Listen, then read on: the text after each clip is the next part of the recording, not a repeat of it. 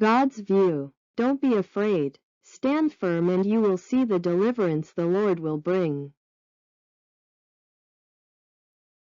God instructs Moses to have the Israelites camp by the sea to lure Pharaoh, who pursues them with his army after his heart is hardened. Trapped, the Israelites panic and complain. But Moses urges them not to fear, promising that God will fight for them.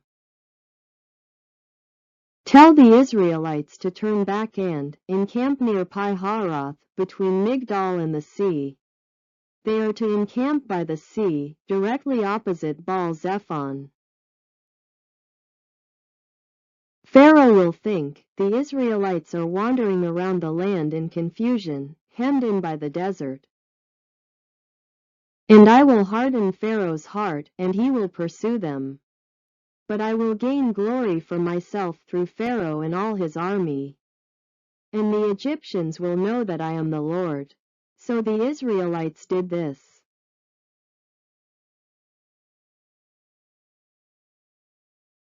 When it was reported to the king of Egypt that the people had fled, Pharaoh and his servants had a change of heart about the people.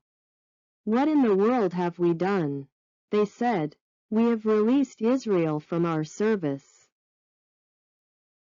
So Pharaoh harnessed his chariots and took his army with him.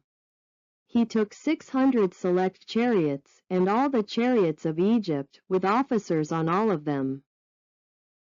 The Lord hardened the heart of Pharaoh, king of Egypt, so that he pursued the Israelites while they were going out in triumph.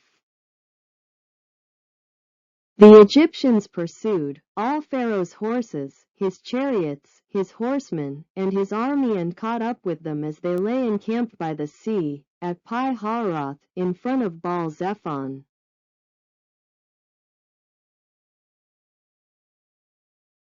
Crossing the Red Sea. Now Pharaoh was near when the Israelites looked up and saw that the Egyptians had set out after them. Greatly frightened, the Israelites cried out to the Lord. The Israelites panicked when they saw the Egyptians, preferring slavery to danger. This reveals the human tendency to focus on and be paralyzed by immediate problems rather than trusting God's past faithfulness. The Israelites were not happy in the wilderness. Scolded Moses, they said, were there no burial places in Egypt that you brought us to die in the wilderness? What have you done to us, bringing us out of Egypt? Did we not tell you this, leave us alone that we may serve the Egyptians? Far better than to die in the wilderness. But Moses answered the people, do not fear. Stand firm and see the victory the Lord will win for you today. For these Egyptians whom you see today, you will never see again. The Lord will fight for you, you have only to keep still. Moses tells the people to fear not, stand firm, and be still. This teaches us not to panic or react in fear-based, rash actions, but to maintain faith that God is working, even when no escape route is visible. Lord said to Moses, why are you crying out to me? Tell the Israelites to set out. And you, lift up your staff and stretch out your hand over the sea, and split it in two, that the Israelites may pass through the sea on dry land. But I will harden the hearts of the Egyptians, so that they will go in after them, and I will receive glory through Pharaoh and all his army, his chariots and his horsemen.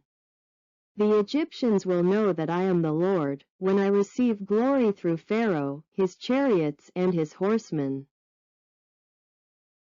The angel of God, who had been leading Israel's army, now moved and went around behind them.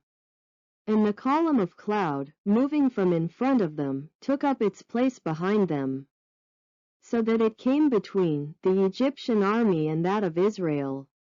And when it became dark, the cloud illuminated the night, and so the rival camps did not come any closer together all night long. Then Moses stretched out his hand over the sea, and the Lord drove back the sea with a strong east wind all night long and turned the sea into dry ground. The waters were split, so that the Israelites entered into the middle of the sea on dry land, with the water as a wall to their right and to their left.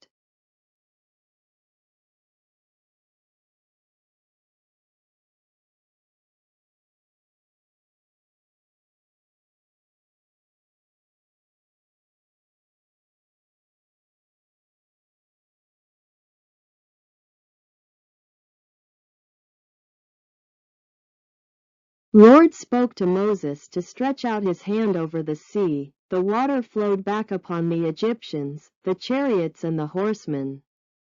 The Egyptians fleeing head-on into the middle of the sea were all drowned, not even one escaped.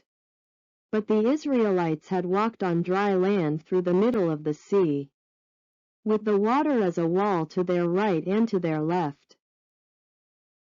God is sovereign over dire circumstances. Trapped in fear, call to trust God's guidance over our own. Remain in faith, He fights for us. God's purpose in trials. God may deliberately lead us into situations that appear dead ends like the Red Sea. To reveal His glory and fulfill His divine plans, strengthen our faith. Trust over fear. The Israelites panicked when they saw the Egyptians, preferring slavery to danger. Human tendency focus on immediate problems, rather than trusting God past faithfulness. Moses tells the people not to fear, stand firm and be still. This teaches us not to panic but to maintain faith. God is working even when no escape route is visible. Even in dangerous situations, God is not absent. He is directing our steps for our ultimate good and His glory. From panic to trust, stand back and witness God's salvation and power.